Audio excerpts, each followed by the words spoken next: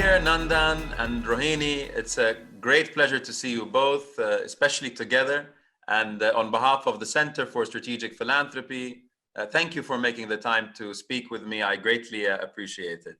I've been really looking forward to speaking with you both about the changing nature of strategic philanthropy in India, particularly in the context of your own philanthropic journeys, individually and of course as a team, because there will undoubtedly be extremely valuable lessons and insights in this for existing and aspiring philanthropists that are watching this around the world. Nandan and Rohini Nilekani come to this discussion with a wealth of experiences and related insights. Rohini is an accomplished writer and philanthropist. She's the founder and chairperson of Arghyam, which funds an array of water and sanitation activities across India. From 2004 to 2014, she was the founder and chairperson of Pratham Books, a non-profit publisher of affordable and quality children's books that publishes books in multiple Indian languages. She's the co-founder and director of XStep, which she set up in collaboration with Nandan in 2014, I believe, as a digital infrastructure platform for early learning. And in just over 5 years, XStep has enabled tens of millions of children to improve their literacy and numeracy skills. Rohini has also co-chaired the Akshara Foundation, which was established by the government in partnership with civil society in 2000 to work with community organizations and NGOs to provide educational programs to children that are designed to increase school enrollment, reduce dropouts, and provide enhanced learning outcomes. Rohini was previously a journalist who worked and appeared in many well-known publications. And she's also written a number of very successful books. And in interviewing a former journalist as a part-time interviewer, I'm well aware that I need to lift my game. Nandan Nilekani is an entrepreneur, a philanthropist, and of course, highly respected leader in business. He's also published 2 excellent books on the future of India. He's the co-founder and current non-executive chairman of Infosys, which he co-founded in 1981, and which went on to become one of the most successful IT companies in the world. Nandan also served as the founding chairman of the Unique Identification Authority of India with the rank of cabinet minister, and rolled out the Aadhaar, which is the unique identification number that's been successfully extended to over 1.25 billion Indian nationals so far, which is incredible. He also previously led the government of India's technology committee. Nandan is also a very generous and innovative philanthropist, and together Nandan and Rohini have also taken the Giving Pledge, which is a commitment to give away half or more than half of their wealth to charitable causes during their life journeys. Rohini and Nandan, the programs and initiatives of your philanthropies are diverse, very diverse, spanning water, education, the environment, the arts, just to name a few. How did you come to be involved in so many different fields over the past 20 years? And how do you manage such a diverse portfolio of charitable activities? And this question is, of course, to both or either of you. So, shall I go first, Nandan? Yeah. So, Badr, yes, I've been in this field for almost 30 years. And while it looks like I'm trying to do a little bit in so many areas, I think what holds my entire philanthropy portfolio together is one simple idea, which I hope is also a powerful one. And that is that in the continuation of society, state, and markets, my entire focus is on strengthening society, or as we call it here, Samaj. Because I truly believe that markets and the state have to be responsive to society, and to make the state and market accountable to the largest public interest, we need very strong leadership and institutions of society to make that happen, and to collect and coordinate ordinary people's efforts so that they become and remain part of the solution than rather just become victims of the problem itself. So whether I'm working in environment, in water, in education, in the arts and culture, it's all about finding institutions, individuals, and ideas that strengthens Samaj or society. So that's the very common thread. And the rest of it is just based on my passion and opportunities for many different things. Badr, my philanthropy is a little more, I stick to a couple of things.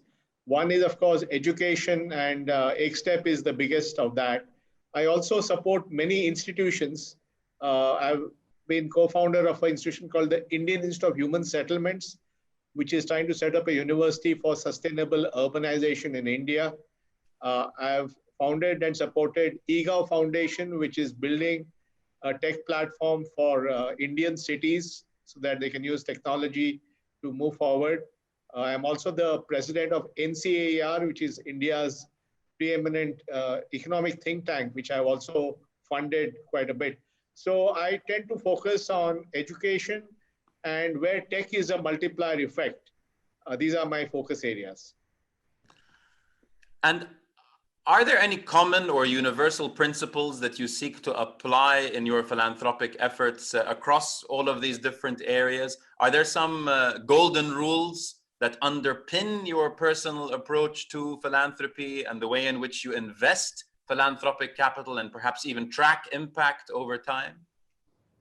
Yes, I think we do look for strategic outcomes. For us, getting impact at scale is very important. So many of the things we do, we look at impact at both scale and speed. At the same time, diversity is important because one solution does not fit all. And we are also big into collaborative philanthropy. So we work with groups like Co-Impact, where we fund things along with other philanthropists. But Rohini can add more. So I would like to ask about collaborative, if I may, Rohini. Through initiatives such as the Akshara Foundation, you've been very successful at collaborating with different stakeholders across government, the community, and other NGOs. And of course, Nandan, you've been deeply involved in business and government and of course, philanthropy during your career.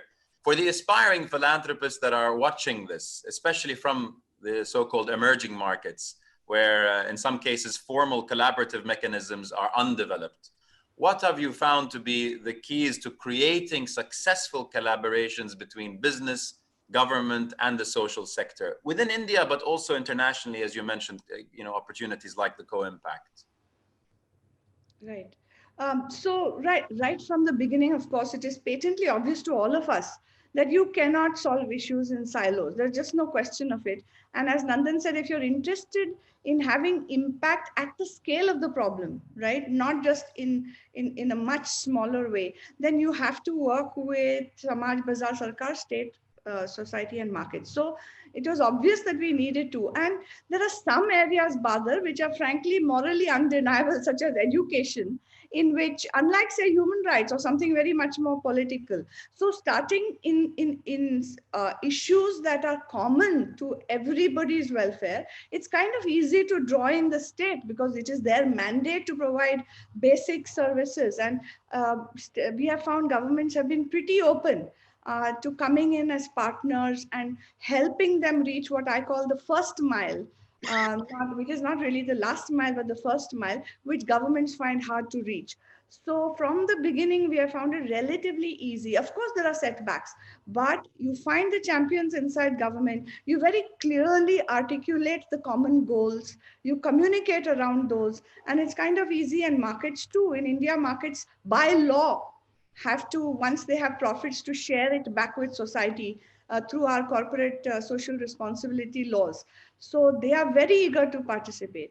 But very quickly, and then I'll leave it to Nandan, all this work that we have done for so many decades now together has led us to come up with a slightly more structured way of reducing the friction to collaborate between state, markets, and society. And we call it societal platform thinking, which has some very fundamental values, such as how can we be technology enabled, because you do need technology to create scale at speed, as Nandan says, but not to be technology led, to be people led, to be problem led, and to create therefore a unified but not uniform solution so that multiple people can engage in their own context to solve their own problems. This is something we hold very dear.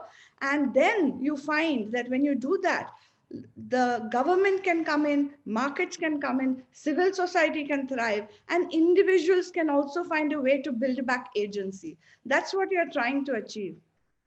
Nandan?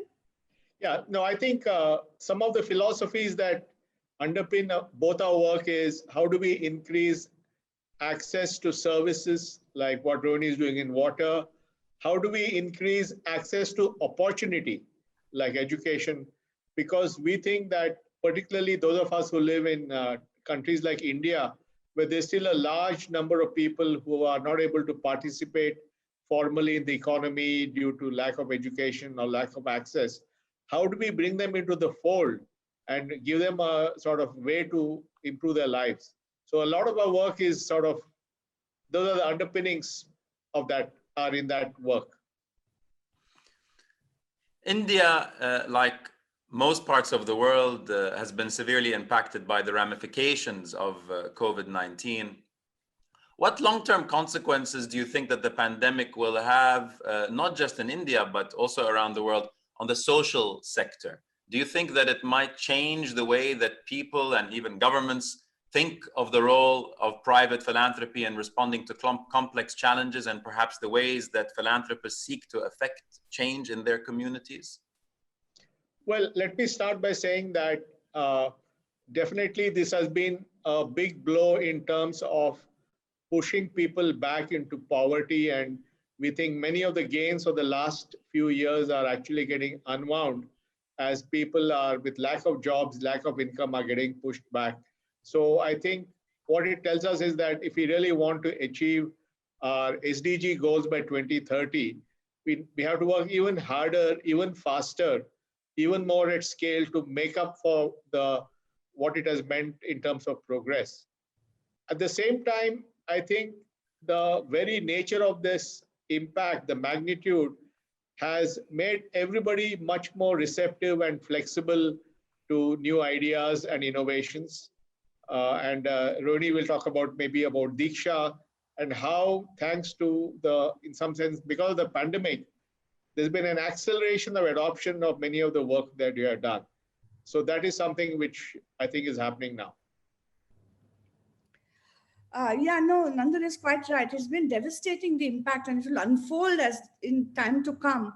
Especially in India, it's pretty heartbreaking because so many people have just lifted themselves out of poverty in a stable way, right? And it's brought back old memories.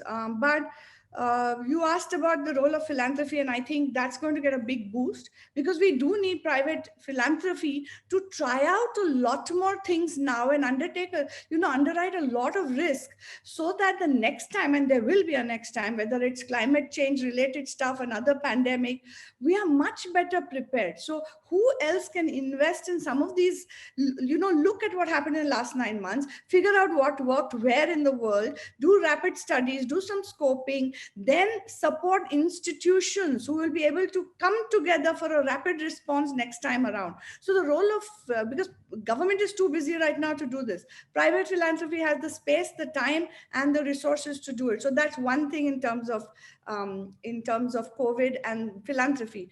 But what we have also seen, because you asked what is the long-term impact on society, is twofold. One is that we must remember, this has again brought to the front, that we have to keep focusing on society and communities. That's what I feel. Who were the first responders all over the world? It was citizens groups. It was people who knew the people in the neighborhood. Government came, health workers came, but the first responders were civil institutions, and strengthening those and building networks of trust well in advance. I think that is a big thing that to me has come out of this COVID-19 pandemic. We have seen, to Nandan's delight also, the rise of acceptance of digital technology. And at Xstep, we are quite taken aback. Luckily, the government had already asked us to help with setting up a national infrastructure to train teachers, to create content, and also allow students to come online to get a lot of learning resources. And the kind of rapid uptake we saw in the last few months has staggered our own teams as well. We have tried our best to also watch out for those on the other side of the digital divide, and a lot of innovations have flourished there as well. So this uptake of digital, this knowledge that citizens groups are the first responders, and the ability of philanthropy to take new risks with a new imagination so that we are better prepared next time, seem to be the fallouts of this pandemic. No, I have to say I agree in terms of trust, not just within the sector, but between other sectors. I've noticed that as well. I mean, in taking the Middle East, for example, there has, unfortunately, in the last sort of half century or so, almost developed a bit of mistrust or even skepticism or suspicion at times about civil society and the social sector in general, partly for socio-political reasons, and in some cases it might be seen as upstaging the government. So that's why there's an uneasy cooperation between those sectors. But in the wake of the pandemic, I've seen much more deliberate engagement, which is perhaps a silver lining. And we take whatever silver lining we can get, I guess, in this pandemic. But I have a question for you. COVID aside, are you witnessing a growth in philanthropic activity in the emerging markets, and especially in India? And what are some of the most distinctive characteristics of philanthropy in India that people should perhaps be aware of? Nandan, go ahead. No, I think you know that topic better. Okay, so yeah, over the last few years, there's been a tremendously increasing awareness and interest in philanthropy. All the wealthy people of India have come to the conclusion that we have to give forward, and that there are many, many opportunities now, structured opportunities to do so. So whether it is through the India Philanthropy Initiative, whether it is through the many business bodies in India, and just informal networks that we have been able to work together with, there is a certain acceleration of the intent to cooperate among the Indian philanthropists, and I find that very heartening. We've had several conversations, several meetings on that. I've been lucky enough to also see a flourishing of international cooperation. We are all together in the Giving Pledge circles, and many more people from the South are joining there, which is very, very hopeful. And also looking eastwards from India, the Asia philanthropists have come together in several fora, and we have been exchanging a lot of information. There's some more cultural similarities here. So coming to understand a new way how Asia can come together, I find that very exciting actually. And of course, the Western philanthropists have also been part of those discussions. So I think something is happening. When I add to that the global collaborative platforms like Co-Impact and others, I think we may be at some very interesting new point. But this is not the time to sit back and say, great. This is the time to push forward and not let the momentum break. Absolutely agree. And I think the broader opportunity, and I'm witnessing this also even in my part of the world and parts of the Middle East and North Africa, where it feels like you're on a cusp of a much more institutionalized and disciplined approach to philanthropy and experimenting with collaboration, which is great. And that's really why, which goes to the heart of why the center at Cambridge, Center for Strategic Philanthropy, was established. It's exactly to try, as you say, to grasp this opportunity and help to try and accelerate that change. I just have a final question, if I may, because you've both really been at the forefront of technological shifts. You've integrated technology with great impact into a number of your philanthropic initiatives. And I'm interested in your views on how technology has changed the nature of philanthropy in the time that you've been involved in the sector. And also, what do you think might be the next big technological disruption to impact the social sector? And what should philanthropists be doing to prepare for that and perhaps try and anticipate that? Well, I think the role of technology in philanthropy has gained a lot of importance in these COVID times, because everything has got digitized, including the way we deliver things to people. And we believe that it enables scale. If you really want to solve the problems of 1 billion people, you need technology underpinnings to reach everyone. It enables speed, because time is of the essence, especially because we have lost time because of COVID. It enables you to have a common platform, at the same time deal with the diverse changes that are required across the world. So I think the role of technology is very, very important. And generally, I find more and more philanthropists now realizing this and are applying it in their philanthropy. And also, I think when I look forward, I think a lot of work is happening on AI. And AI can actually be used, for example, if you want to deliver better education, you can use AI to figure out what the children are learning or what they're not learning and how it can be fixed. You can use AI to deliver better healthcare to 1 billion people by reducing the ability, improving the ability to diagnose. So I think a lot of AI will come into philanthropy, or will come into societal platform solving, which in turn will be funded by philanthropy. Yeah, so Badr, my answer to that is, first of all, I'm by no means a techie, but thanks to working with Nandan for the last few years, I've understood how using technology appropriately, and that's a very big word, we can actually amplify our power, good intent, right? So because there's no point in not acknowledging all the dangers that come from technology.